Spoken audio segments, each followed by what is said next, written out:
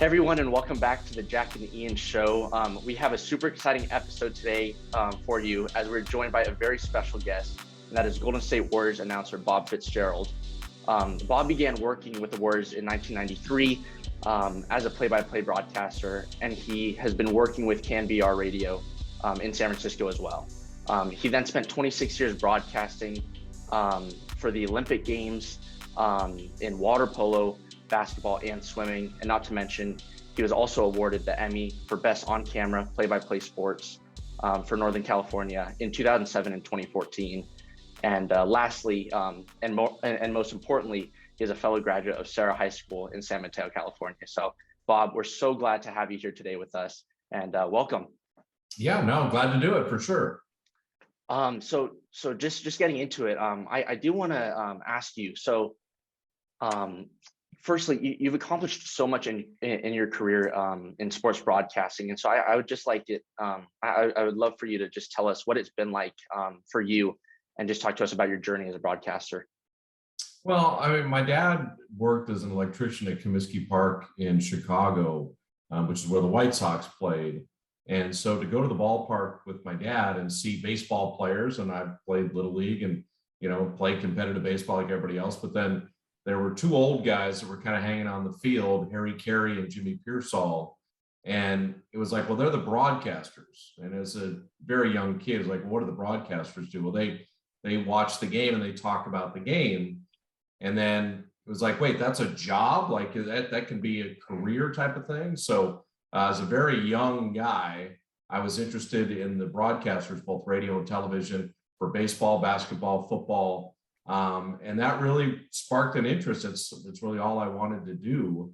So moving on to Notre Dame, got to do football and basketball on the radio for the student station, WVFI, and that led to CBA basketball, which is the NBA's minor league, and got my master's at Ohio State at the same time, and worked for WBNS in Columbus, Ohio briefly, interning there, and Channel 2 here in San Francisco. And the CBA kind of led to my first job in pro sports, which was with a company called Bay Area Hockey 91, which became the San Jose Sharks. And I was one of the earliest employees there. And we named the team and picked the uniform colors. And I did the pre and post game show on television and started a talk show on KBR, and did KBR for 28 years, and then got hired by the Warriors. And, this is 29 seasons with them. And I've been fortunate to do 20 years of the NFL and 20 years of arena football and 5 Olympics. And it's been a great journey. And, to get to do the Olympics, get to do the playoffs nationally for TNT and do all the Warrior games. I mean, it really is, it's a fun job. It's hard to think about 30 years of doing this for a living, but I still get a kick out of it. We had a game last night. We got a game tomorrow. Yeah. And so we're right in the middle of the season. No, that's great. That's great. And I definitely know that many of my friends back home in the Bay Area are huge fans of yours and the Warriors, obviously. So no, thank you. And now I do want to shift the conversation over to basketball. And I just want to ask you, since you've begun broadcasting, how have you seen the game of basketball change? And are there certain aspects of the game that you would like to see more of? Well, the game has changed because the three-point line has really changed the game dramatically. The three-point line came into the NBA in 1979, and it was a rarity at that time. Early on in the NBA, 33% would be the best three-point shooter in the NBA. Now, if you shoot 33%, you shouldn't shoot any of them because there's over 100 guys that make over 40%. So that has changed pace and space. And so teams want to get up and down a little bit more, but the spacing on the court, and then where a Steph Curry or Damian Lillard is able to shoot the ball, you never had to guard guys out to the hash mark, or near the logos at midcourt, but that's where we are now in the NBA. So the three-point shot is the biggest one. And then what that does is it allows someone like Steph Curry at 6'3", or Luka Doncic at 6'7", or LeBron James at 6'8", to dominate the game. It's no longer the Kareem Abdul-Jabbar, Hakeem Olajuwon. You have to have a dominant center. It's good that you do. Nikola Jokic is a magnificent player, but wings can really affect the game, and Michael Jordan being the best example of that. But this is a skill game now, and a shooting game, and not as much brawn and bulk. And the bad boy Pistons and the Pat Riley Knicks, those teams would get run off the court right now. So that's been in 29 seasons. That's been kind of the biggest change I've seen. And then internationally, you have 100 foreign-born players out of 450 in the NBA. So it is truly, other than soccer, the most global game. And what happened with the Dream Team in 1992 is that your Tony Parkers and Dirk Nowitzki's and Manu Ginobili's, these people grew up watching those Olympic Games. And so now we have such a flood of international players from people that really grew up watching NBA games, which kind of get distributed around the world, and they dream to play in the NBA, and that makes the league even stronger. Yeah. Now, you obviously have been dealing with one NBA team in particular, that being the Golden State Warriors, for years now. And because of that, you've gotten to have some great moments. I mean, especially, the last decade or so, it's felt like the Warriors have been an extremely special team. What does it mean for you to be connected with so many just amazing moments, whether it be championships? You had Klay Thompson score 37, in the third quarter. I mean, that was unbelievable. You got to be a part of that. I mean, what's that like? Well, I mean, the Warriors missed the playoffs 13 of the first 14 years that I worked for the team. So, there definitely were some very lean years. And then they had the We Believe season, which was the first 8 seed to ever upset a number 1 seed when the Warriors beat the Dallas Mavericks. And so that was the one playoff year. But, the 7 straight playoff years and 5 trips to the finals and 3 championships, that's NBA history. This is a team that went 73-9. That's the most wins ever. Klay Thompson's 14 threes against Chicago, most threes ever in a game. Klay Thompson, 37 points in a quarter, most points ever in a quarter. Watching Steph Curry, who's the greatest shooter ever in the history of basketball, and calling his whole career, that's almost indescribable. But for a team that was really at the bottom to win a championship and then back it up with another championship and another championship, and be emceeing parades and seeing 1.5 million people out there while you're speaking to them when the Warriors win the title. I mean, those are the things as a broadcaster you check off and think, wow, you didn't know if that would ever happen. And some guys are like, hey, just give me 1 title. To have 3 is really remarkable. 5 trips to the finals, even more so. And the Warriors for 6 years had the greatest run in NBA history, won more games in those 6 years than any team ever. Not the Russell Celtics, the Jordan Bulls, the Magic Lakers. It was the Warriors. And so, to be a part of that and be the soundtrack of that, it really is special. Yeah, no, I mean, you mentioned, 3 championships. I would give an arm for the Grizzlies to win 1. I mean, that's so absurdly special, kind of like you said. That's got to make it sweeter, to have those years where it's tough. You're getting high draft picks, but you're not able to really build anything from that. And then to finally kind of have some breakthroughs, like you said, in the last 8 or so years. Now, another question kind of about that is currently with this Warriors roster, it's interesting when you look at the personnel. They got young guys like Wiseman, Kuminga, Moody. You got a lot of guys that are really youthful, but you also got some guys that obviously have a lot of finals experience, have been in the league, guys like Curry, Iguodala. What do you think really the future, both this season and really moving forward, is for this team? Do you think you move a lot of those young pieces? Do you think you keep them, make them develop? What are you thinking about that? No, I mean, I think they have a style right now where really they're only playing one young player, and that's Jordan Poole. So Steph Curry, Jordan Poole, Andrew Wiggins, Draymond Green, Kevon Looney, and then Andre Iguodala, Nemanja Bjelica, Otto Porter Jr., Damian Lee. So, Jordan's the one young guy that's playing. Waiting in the wings is the return of Klay Thompson, and then James Wiseman, Jonathan Kuminga, and Moses Moody. So it is the best of both worlds. They have the best record in the NBA. They are the best offensive team in the league. They're rated the best defensive team in the league. That may or may not last. It's a very long season, but you're going to get the return of Klay Thompson and the return of Wiseman. And then, it's a pleasant problem to have because you have so many quality players, but they have a style and a fit that works for the Warriors that very few teams can replicate. So I think that, being a playoff contender for sure, and then being a team that is going to be there when it matters in the postseason, I think this is a very dangerous team right now. Yeah, for sure. And I actually did want to expand on that topic with, with keeping in mind that Klay Thompson's going to return, Wiseman's going to return as well. So I'm curious, what do you think, or sorry, how do you think the Warriors can play differently with Klay Thompson back in there, with Wiseman back in there, and what specifically do each of them add to the team when they come back?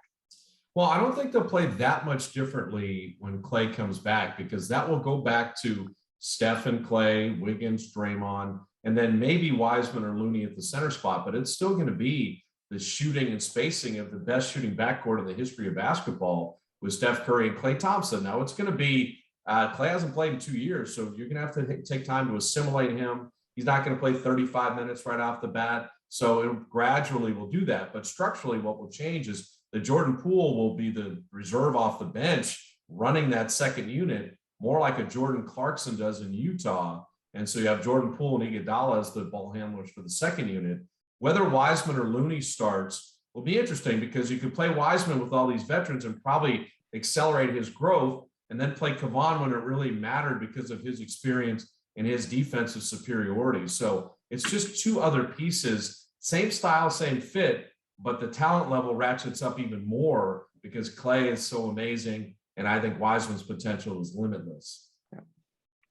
Yeah, like you said, I mean, with Klay Thompson, I mean, I feel like even if he hadn't played in 2 years, but I mean, if he just stands in a corner on offense, like, I mean, Steph Curry is the best shooter ever, but he's also one of them, Yeah. So, I mean, if you just put him in a corner on offense and say, I mean, Steph Curry can drive. I mean, he's a quick dude. Drive down, kick it to a corner, get a pretty open three from Klay. I mean, that's probably around 20 points a game just right there, Well, Klay's already ramping up, some of the 3-on-3 and scrimmaging and working out. And, you watch him at practice. If I told you pick out the guy who hasn't played in 2 years, you would not pick out Klay. He looks very good right now, and he's been incredibly diligent in his rehab. So I think he's going to be back and be really good, and it's going to be amazing to see him fit back in with the Warriors. So I understand that it'll be a slow ramp up in terms of minutes and things like that, but I'm with you as far as it's one of the prettiest jumpers ever in the history of the game, and he can still shoot. He's incredibly competitive, and he's still relatively young. We see Chris Paul making the finals at 37, Klay at 31 and Draymond at 31 and Steph Curry at 33. They have multiple more years to be a quality trio. Yeah, for sure. Kind of shifting gears a little bit here away from the actual basketball side of the job. So you get to travel a lot, city to city during the season. So do you enjoy that particular aspect of the job, being able to, just being able to travel all over across the United States and then also Toronto? Enjoy is a weird word because, we travel in private plane and you're staying in wonderful hotels, and we have amazing team dinners. So you're around a very special group of people. So that part is great. But just the relentless 50, 60,000 air miles. And then with some of the other things I do, it gets to be almost 100,000 air miles this year, going over to Tokyo to do the Olympics for NBC. That I don't think the human body was meant to be in a metal tube 35,000 feet above the earth for hours and hours on end. So that part of travel I do not enjoy at all. And I live in the Bay Area, which is, arguably one of the greatest places to live in the entire world. So I prefer being home. That's for sure. But travel's part of the job. It's what we do. You make the best of it because we go to some amazing cities. The camaraderie and the chemistry with the Warrior traveling group, I do look forward to. But getting on planes and packing and hotels and being away from home and family and friends, it's part of what we do, but it's not the greatest part. That's for sure.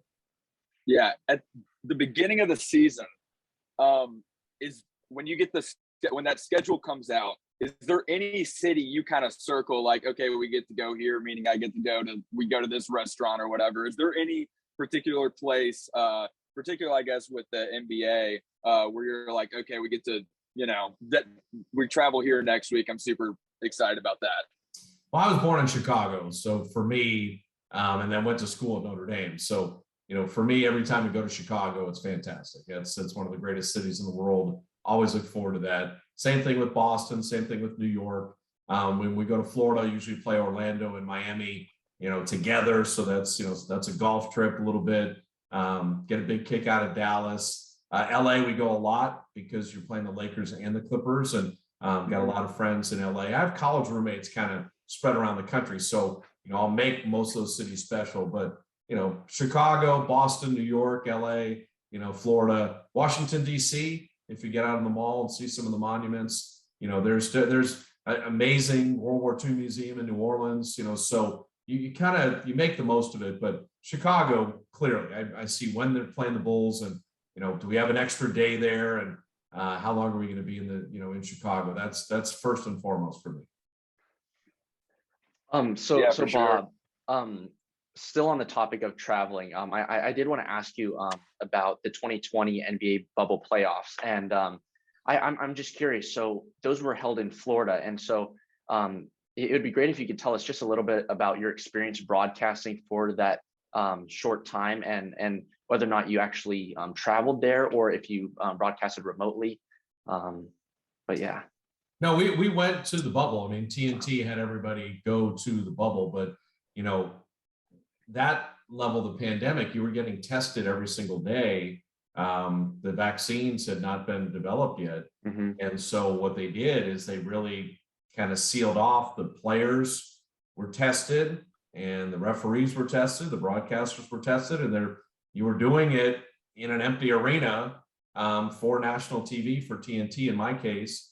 And so it was kind of hotel and calling games. Now, I will say we had access to a golf course at the Disney Resort, which was closed, but Disney has multiple hotels on their property in Florida. So we were able to get outside and play golf. And so that was good. But it was really all basketball all the time. So you were calling playoff games, playing a little golf, preparing for more playoff games, having your Zoom production meetings to kind of set up the different matchups. But yeah, I think I was in the bubble for 22 days in Florida, and then in Tokyo, similar type of thing for the Olympics. We flew there, and I think that was 28 days for the Olympic Games for men's and women's basketball for me. So I was familiar with both of those kind of situations, a lot of testing and a lot of being smart. Never got COVID, and just kind of doing what we do professionally as far as calling games. But without that crowd noise and the audience attendance for either the Olympics or those playoffs, it's very different.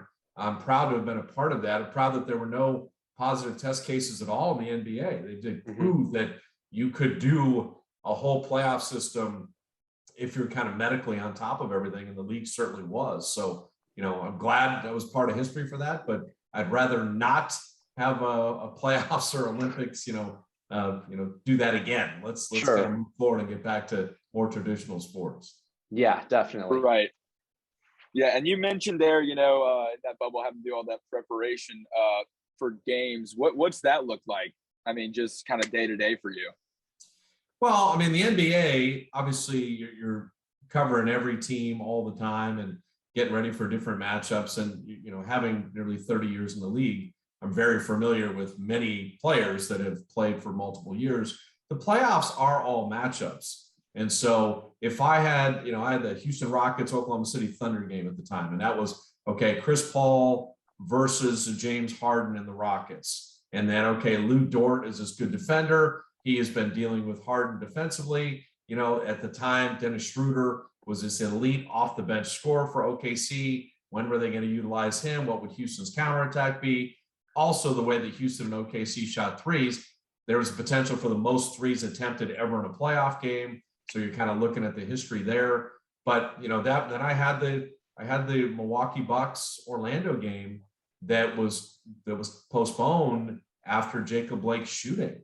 And so we were there while the two teams took the floor, and then they elected not to play. And then there was a question whether the playoffs would go on. And so there was a lot going on in the bubble, but for broadcasting, you're looking at the different matchups, the individual matchups, talking to coaches, looking at all the stats, looking at the prior history, and then preparing to kind of tell the story of that playoff game and what the game meant, and then what it meant in the series. Because I had Denver, Utah games and a few of the other series all at the same time.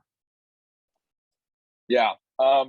you also mentioned, being able to broadcast with the Olympic Games and being able to do that. How was that calling like water polo compared to calling basketball? Is that easy to kind of transition to, or is that just so different? No, it's not easy to transition. There are no water polo broadcasters. So, when NBC calls and says, we think you'd be really good at this, you have to learn a whole new sport. I started with, pulu is an East Indies word for ball. The beginning of water polo, it's one of the oldest Olympic sports ever. And it started really with guys on barrels floating around in a pool, swinging a mallet, just like polo, except it was in water. Then they started swimming, but the goalies could stand on the either end of the pool and jump on the guys or gals when they were trying to score a goal. Then they had a bunch of broken necks from that type of play. So the goalies had to be in the water. So the whole history of the sport, the history of the strategy, then all the Olympic history. Hungary is the best water polo team. And then I was incredibly lucky in Beijing because Team USA women and Team USA men went all the way to the gold medal game for both. And so that story became kind of a great narrative of that Olympics, and getting to do that and have Bob Costas throw it to you for the gold medal games is really a big deal. And so you've got to learn your sport, and you've got to, broadcasting I kind of got down, but I was happy to have Wolf Wigo, who's an Olympian and a Stanford, water polo player, and the people at Stanford helped me as I went to the NCAA championships and watched that and tried to understand the rules and the strategy. But no, it is like learning a foreign language, and then you have to show it off at the absolute highest level with the biggest audience. So for me, that was a tremendous challenge. And London was basketball, Tokyo was basketball. We'll see about Paris, but basketball is more in my wheelhouse. But for me, water polo, you've got 12 men's teams and 12 women's teams, and you have to know all the teams, all the pronunciations, the country's history. It really is a huge endeavor and a big challenge. And so to pull it off and get selected to do that really is something that I'll never really forget. Right. Do you think, just sticking with the Olympics, what Olympic sport would you think you would have the most fun with, should you have to compete in it? Like, is there one that you kind of are able to watch when you're down there and go, oh, that'd be like really fun to be able to do that, be an elite ping pong player or something? Olympic golf. Come on.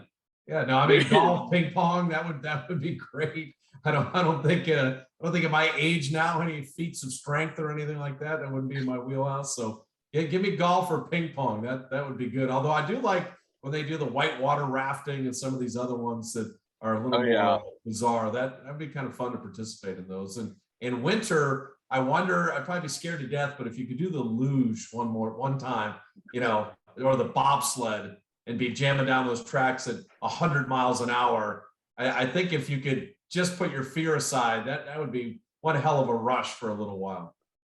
Oh yeah, if you could tell me like you're not going to get hurt doing this, like if you could guarantee it at the top, I would that'd be fun. I cannot imagine like this, how the acceleration you see when they start going down, that is absurd. Yeah, that'd be a fun one. Well, the camera work now shows and gives you an idea of that speed, but with 4 people in the bobsled, if I could just run and be the second guy and hop in and let somebody steer it down there and just go for one ride, I don't think that'd be anything you'd ever forget. Oh yeah, for sure. Yeah, I do want to add in there my favorite one of my favorite sports movies, Cool Runnings, bobsledding from Jamaica. Yeah. So that was definitely that's a very scary sport, at least in my opinion. I can't imagine going down that fast. But anyways, Bob, we did want to ask you a few questions that our viewers sent in to us, and one of our viewers, Marco, he's actually from Switzerland. He was wondering, what team or teams do you think can pose as the biggest threat to the Warriors this season, and why? Well, I'll go by conference. I think if you look in the Western Conference, Utah and Phoenix are elite teams. Utah has tremendous continuity. They've got Mike Conley and Donovan Mitchell, so a great backcourt. They've got Bogdanovich, who's a great three-point shooter, Jordan Clarkson off the bench, and then Gobert to anchor everything. Plus Royce O'Neal is a tremendous wing defender that they put on the other team's elite scorers. So I like the Utah Jazz. I respect what they've done in the regular season. Postseason's been a little bit odd, but Mitchell being hurt last year definitely hampered them. Then you look at Phoenix, already went to the finals, has Chris Paul, has Devin Booker, has Mikal Bridges, and DeAndre Ayton. I really like the Phoenix Suns. So, Phoenix and Utah. Now, the Lakers, if they ever get it together, you're playing Anthony Davis and LeBron James and, Russell Westbrook. I mean, that's such a veteran team. They probably have to get through the regular season, but in a 7-game series, if they're all healthy, they'll be dangerous. Now, no Kawhi Leonard right now for the Clippers and no Jamal Murray for Denver. That hurts them, but those teams are also very good. And Dallas, I don't think you'd want to see Luka Doncic in a 7-game series. So the matchups in the West are going to be amazing, but Utah and Phoenix, to me, are the elite ones.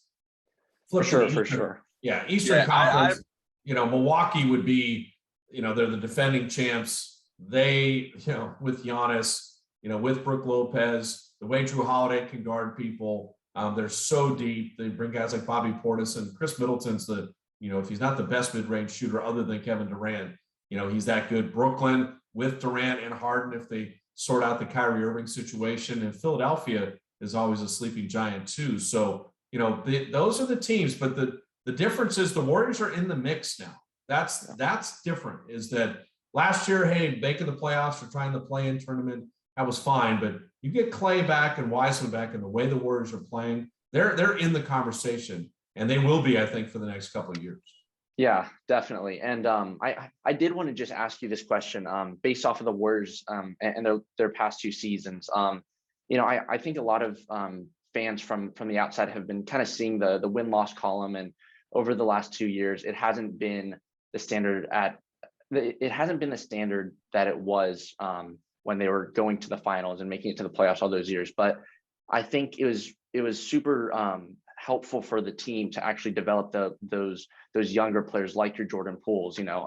Could you just talk a little bit about that and talk about the benefits of playing such a young team? Yeah, I mean, the thing about sports is the best ability is availability. Basketball is only 5 guys on the court. So when you have a significant injury, your team is not going to be as good. I mean, I don't care what happens. So, for the Warriors, Kevin Durant left for Brooklyn for free agency, which was great. For KD, I love KD. His 3 years with the Warriors, he was the best free agent signing ever, 2 titles and 3 trips to the finals. So Kevin left for free agency. And then Klay Thompson was injured with the ACL, and then Steph Curry broke his hand 5 games in. So there goes your season, and they won 15 games, and the pandemic shortened it or whatever. But last year, still, they were the 8th seed and had a very good year, but you still did it without Klay. And so, the idea of younger players getting to play, that's good. It's the only way you grow and you get better. So those minutes for Wiseman before his meniscus injury and Jordan Poole, those minutes are definitely paying dividends, but also Juan Toscano-Anderson and Damian Lee got to play extensively, and those are big parts of what they're doing. Kevon Looney got a chance to get healthy. He's only 25, but he'd been banged up with various injuries. And so there's nothing like playing in the NBA to figure out what it takes to become good in the NBA. And so bad teams throw their young guys out there and they take their lumps. The good teams get to kind of, add the younger players without as much pressure. But I love where the Warriors are because of the Hall of Famers they have currently on the roster and where the young guys will be. But to win now, it's not going to be the young guys that probably carry you over the top. I think Phoenix is a great example. Jay Crowder, Chris Paul, those guys kind of led the way. But DeAndre Ayton has been growing up in front of our eyes, and Devin Booker's already a star. So I think when you have a mix, veterans win in this league, and then young guys grow and jump on the stage, after a certain period of time. Sure. I do have a question real quick off that. So you talk about all those teams with veterans and young players in development. Do you think it's helpful for a young team to have those older players on it? Like we saw with Atlanta last year, they got John Collins and Trae Young who are younger, but they also got they had Lou Will and Gallinari and a bunch of other guys that have been in the league and been to the playoffs. Do you think that is extraordinarily helpful to development? When those teams that got some young pieces are able to put some guys with experience on them? I think it's mandatory, to be honest, that We had Terry Cummings back in the day, and he was 38 years old, and just talking to him, he said, look, young guys don't teach or lead other young guys. They don't know. I mean, the young guys are, if you think about it, for Jonathan Kuminga, he's 19 years old. He's from the Congo, played 1 year in the G League. He's here in the Bay Area. He's a professional player. Moses Moody, 1 year in college. He's here. You're worried about getting an apartment, paying your bills, getting a car, figuring out the new city you're living in. I mean, how many people could do that at 19 years of age and then have guys like LeBron James coming down and trying to dunk on your head? So part of growing up is becoming a young man, or the WNBA, a young woman, where you're learning how to be a professional athlete and then mastering your craft. So I think people don't realize the real world of being young and famous with pressure and all this money coming your way and just real life things that you have to deal with. Do any of these guys, have they ever lived by themselves? Have they ever cooked a meal? Have they ever paid bills? Have they ever had to do laundry? I mean, these are all things they have to do in addition to, oh, by the way, go play against all these elite athletes in the NBA. So I think young guys' heads are spinning all around, early in their career. And it's the older players that teach them the travel, the sleep, the diet, the workouts, the things you need to do to really bring out, the best. And that's why a Klay Thompson or a Steph Curry were so good and have been so good as younger players. Their dads played in the NBA. They already had someone telling them and guiding them on what to expect and how to handle things. Yeah, no, definitely. And on that topic of, veterans, people like Steph Curry, one of our viewers sent in a question, and it was just about how has it been watching the development of Steph Curry over his career, but also for you, how has it been watching him develop? Well, I mean, Steph was young and talented and precocious and skinny when the Warriors got him. And then he had ankle issues. And so once he got through the ankle issues, then you saw the physical maturity, the weight work he does. His body looked dramatically different in year 13 than it ever did in year 1. Then he figured out the angles and speed of the sport. And then he's put up hundreds of thousands of shots to perfect this incredible shooting stroke, and then challenged himself to shoot further and further out to pull up for three before defenses even get to him. So, and then the ball handling, and then the leadership, and then the toughness. So it's been a great arc. But I would tell people, go back and look at Steph Curry's rookie year, his first couple of years, his face, his body, he doesn't even resemble the same player and grown man that he's become. And for me, to see him as a single guy who got married, and now see him as a dad and see him as a philanthropic leader and just such a great person on and off the court and everything he's done in the Bay Area and the community and really worldwide. It's been a great journey. I mean, the Steph Curry book or Steph Curry movie, the final chapters aren't done yet, but man, he's accomplished a lot in 13 years. Sure. Yeah, no, he is. I don't even know. Surely you did not expect this whenever he was drafted. There's no way. No, I think anyone that says, he's going to be the greatest shooter ever, they're all lying. I think the idea was, would Steph be a good player? Yeah, he was the 7th pick overall. I thought he'd be a good player. Thought, wow, he has a really quick release. You saw some things at Davidson in college where you said, this guy has a potential to be something, but no, one of the all-time, he's already on the top 75 list.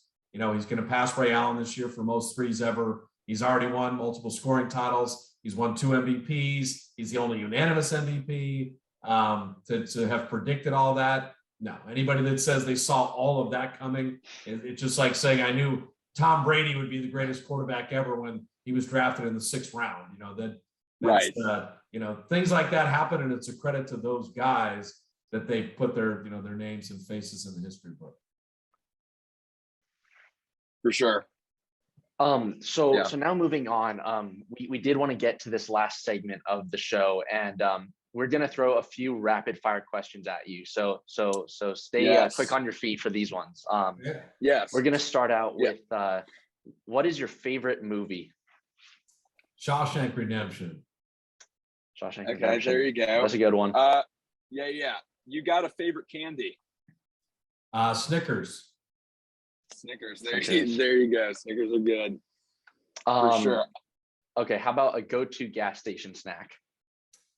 Gatorade or Pepsi, one or the other. Yeah. Okay.